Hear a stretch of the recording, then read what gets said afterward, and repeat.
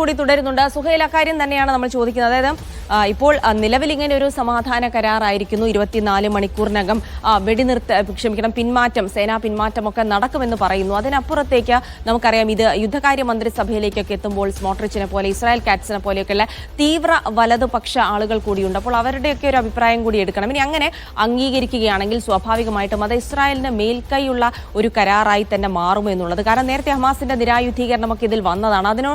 അത്തരം കാര്യങ്ങളൊക്കെ ഈ കരാറിൽ എങ്ങനെ വരുന്നുണ്ട്? അപ്പോൾ ഇനി വരുന്ന കൂടുതൽ ചർച്ചകൾ ഇക്കാര്യത്തിൽ ഉണ്ടാകുമോ? അപ്പോൾ ഗസയുടെ ഭാവി നിലവിൽ എങ്ങനെയാണ് ഈ കരാറുമായി ബന്ധപ്പെട്ട് അത് പുനർനിർവചിക്കപ്പെട്ടിരിക്കുന്നത്? സുഹൈൽ, ഇപ്പോൾ ഹമാസിന്റെ ഇക്കാര്യത്തിലുള്ള ഔദ്യോഗികമായുള്ള പ്രതികരണം നമ്മൾ നോക്കുമ്പോൾ 3-4 പോയിന്റുകളിലാണ് അവർ ഊന്നിയിട്ടുള്ളത്.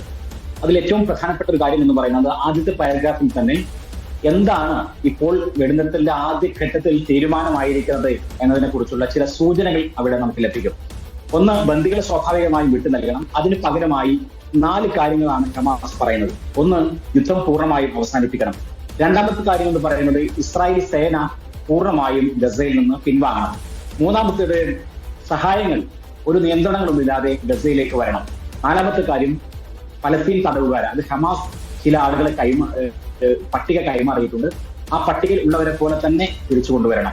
ഇത്രയും 4 കാര്യങ്ങളാണ് ഒന്നാമത്തെ പാരഗ്രാഫിൽ ഹമാസ് അവരുടെ ഈ ഒരു കരാർ യാഥാർത്ഥ്യമായതിനു ശേഷം, ഒന്നാം ഘട്ടം യാഥാർത്ഥ്യമായതിനു ശേഷം ഔദ്യോഗികമായി അവരുടെ ടെലഗ്രാം ചാനലുകളിൽ പുറത്തുവിട്ട കുറിപ്പിൽ അവർ പറയുന്നത്.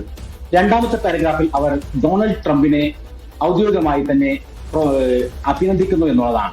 സ്വാഭാവികമായി അടുത്ത കാലത്തൊന്നും നമ്മൾ കാണാത്തൊരു കാര്യമാണ്. അമേരിക്കയും അതേപോലെ തന്നെ അമേരിക്കയുടെ കൂട്ടാളികളും ഇസ്രായേലിന്റെ കൂടെയാണ് നിൽക്കുന്നത് എന്ന നെഗറ്റീവായിരുന്നു കുറെ കാലങ്ങളായി ഹമാസ് ഉന്നയിച്ചിരുന്നെങ്കിൽ ഇത് ആദ്യമായി തന്നെ എന്ന് നമുക്ക് വേണമെങ്കിൽ പറയാം.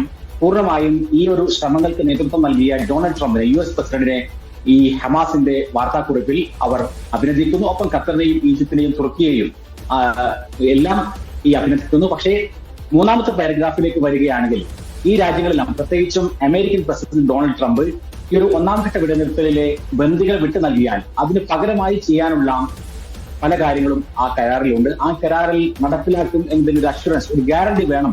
അത് ഈ രാജ്യങ്ങളാണ് ഉറപ്പാക്കേണ്ടത് എന്ന് കൃത്യമായി തന്നെ പറയുന്നു. അവസാനത്തെ പാരഗ്രാഫിലാണ് ഏറ്റവും പ്രധാനപ്പെട്ട ഒരു കാര്യം. അതായത് ഇത്രയും കാലം, 2 വർഷക്കാലമായി ഗസയിൽ പൊരുതുന്ന ജനതയ്ക്ക് അഭിവാദ്യങ്ങൾ അർപ്പിക്കുന്നു. അപ്പോൾ ഇതാണ് ഹമാസിന്റെ ഒരു കാഴ്ചപ്പാട് എന്ന് പറയുന്നത്. 4 കാര്യങ്ങൾ നടപ്പിലാവണം. അതേപോലെ തന്നെ ഇതിന്റെ ഗ്യാരണ്ടിയായി ഡൊണാൾഡ് ട്രംപ് ഉണ്ടാവണമെന്ന്. ഇനി ഇസ്രായേലിലേക്ക് വരികയാണെങ്കിൽ, ഇസ്രായേൽ നമ്മൾ കാണുന്നത് ഈ ഒരു വെടിനിർത്തൽ കരാറിന്റെ ആദ്യഘട്ടം നടപ്പിലാക്കപ്പെടുന്നു എന്ന പ്രഖ്യാപനം ഡൊണാൾഡ് ട്രംപ് നടത്തിയ ഉടനെ തന്നെ ട്രംപും നെതന്യാഹുവും തമ്മിൽ ഒരു വൈകാരികമായ ഒരു ഫോൺ കോൾ ഉണ്ടായിരുന്നു എന്ന് ഇസ്രായേലി മാധ്യമങ്ങൾ റിപ്പോർട്ട് ചെയ്യുന്നു. അതിൽ ഇതേപോലെ തന്നെ നെതന്യാഹു ട്രംപിന് എല്ലാവിധ അഭിനന്ദനങ്ങളും അറിയിക്കുന്നു. അതേപോലെ തന്നെ ഈ ഒരു വെടിനിർത്തൽ യാഥാർത്ഥ്യമാകാൻ വേണ്ടി സഹായിച്ചതിനും നെതന്യാഹുവിനോട് ട്രംപും അഭിനന്ദനങ്ങൾ അറിയിക്കുന്നു. നെസറ്റിലേക്ക്, അതായത് ഇസ്രായേൽ പാർലമെന്റിലേക്ക് അടുത്തു തന്നെ വരണം എന്നാണ് നെതന്യാഹു ട്രംപിനോട് പറഞ്ഞത്. അദ്ദേഹം വരുമെന്നും അതേപോലെ തന്നെ ഉടനെ അത് ഉണ്ടാകുമെന്നും, ഒരുപക്ഷെ ഈ വെടിനിർത്തൽ കരാറിന്റെ ഭാഗമായി ബന്ദികൾ എത്തുന്ന ഘട്ടത്തിൽ അവിടെ ട്രംപ് ഉണ്ടാകും എന്നൊക്കെയുള്ള ചില സൂചനകൾ ഈ ഇസ്രായേലി മാധ്യമങ്ങൾ നൽകുകയാണ്. അപ്പോൾ ഇന്ന് യുദ്ധ ക്യാബിനറ്റിലേക്ക് വരുമ്പോൾ സ്വാഭാവികമായും യുദ്ധ ക്യാബിനറ്റിൽ ബസലേൽ സ്മോട്രിച്ചിന്റെയും അതേപോലെ തന്നെ ഇറ്റാമർ ബെൻഗവിറിനെ പോലെയുള്ള തീവ്ര സയനിസ്റ്റുകളുടെ എതിർപ്പ് അക്കാര്യത്തിൽ ഉണ്ടാകും എന്നുള്ള പ്രസ്താവനകളാണ് വരാറുള്ളത്. പക്ഷേ ഏറ്റവും പ്രധാനപ്പെട്ട കാര്യം എന്ന് പറയുന്നത് ഈ വെടിനിർത്തൽ കരാറിന്റെ അവസാന ഘട്ടത്തിലേക്ക് വരുമ്പോൾ ബസലേൽ സ്മോട്രിച്ചും അതേപോലെ തന്നെ ഇറ്റാമർ ബെൻഗവിറും ഒക്കെ നിശബ്ദരാണ്. അവർ പഴയതുപോലെയുള്ള പ്രസ്താവനകൾ നടത്തുന്നില്ല. അതേപോലെ തന്നെ ഈ ഒരു യുദ്ധ ക്യാബിനറ്റിൽ അതിനെ എതിർക്കുമെന്ന സൂചനകളില്ല. എന്ന് മാത്രമല്ല, അപ്പുറത്തുനിന്ന് പ്രതിപക്ഷം പറയുന്നു ആ തരത്തിലുള്ള തീവ്ര വലതുപക്ഷ നേതാക്കൾ അതിനെ എതിർക്കുകയാണെങ്കിൽ അനുകൂലിക്കുന്ന ആളുകളുമായി ചേർന്നുകൊണ്ട് ഞങ്ങളൊരു സർക്കാർ ഉണ്ടാക്കുമെന്നും ആ സർക്കാർ ഈ വെടിനിർത്തൽ കരാർ അംഗീകരിക്കുമെന്നും നെതന്യാഹുവിനെ പിരിച്ചുവിടും എന്നുമൊക്കെയുള്ള ഭീഷണികൾ പ്രതിപക്ഷം മുഴക്കുന്നുമുണ്ട്. അതുകൊണ്ട് തന്നെ ഇറ്റാമർ ബെൻഗവിറോ, ബസലേൽ സ്മോട്രിച്ചോ പോലെയുള്ള തീവ്ര വലതുപക്ഷ മന്ത്രിമാരുടെ ഒരു എതിർപ്പ് കൊണ്ട് ഈ കരാർ യാഥാർത്ഥ്യമാകാതിരിക്കാൻ സാധ്യതയില്ല. ഇന്ന് തന്നെ, വ്യാഴാഴ്ച തന്നെ ഈ ഒരു വെടിനിർത്തൽ കരാറിൽ ഇസ്രായേൽ യുദ്ധ ക്യാബിനറ്റ് വോട്ടിനിടും. സ്വാഭാവികമായും അത് വിജയിക്കും എന്ന് തന്നെയാണ് നമ്മൾ മനസ്സിലാക്കുന്നത്.